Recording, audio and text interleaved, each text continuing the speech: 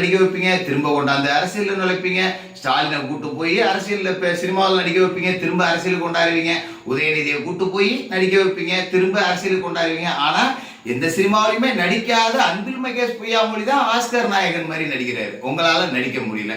நீங்கள் மக்களை ஏமாத்துறதுக்கு மட்டும்தான் ரொம்ப சரியாக நடிக்கிறீங்க.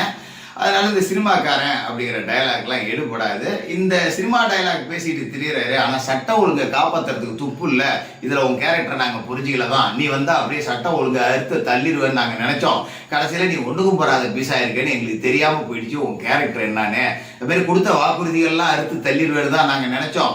உன் கேரக்டர் எங்களுக்கு புரியாமல் போயிடுச்சு. வாக்குறுதிகள் எல்லாம் அங்கங்கே பெண்டிங்கில் கிடக்கு. ஆக மொத்தம் பாலாரும் தேனாரும் ஓடும் அப்படின்னு சொல்லி ஆட்சிக்கு வந்தீங்க. நாங்கள் தான் உங்கள் கேரக்டரை புரிஞ்சுக்காம தப்பாக ஓட்டு போட்டோம். இங்கே சாராய ஆறும் ரத்த ஆறும் கஞ்சா புகையும் தான் தமிழ்நாடு முழுக்க ஓடிக்கிட்டு இருக்கு. முத்துவேல் கருணாநிதி ஸ்டாலின் திமுகவோட கடைசி முதல்வராக இருக்கணும். திமுக இந்த தேர்தலோட மண்ணோட மண்ணா போகணும் அப்படின்னு மனசார விஜய் பேசுன மாதிரி இருந்தது. அந்த பேச்சுக்கு ஒரு சல்யூட்டை சொல்லி அடுத்த வீடியோவில் தொடர்ந்து பேசுவோம்.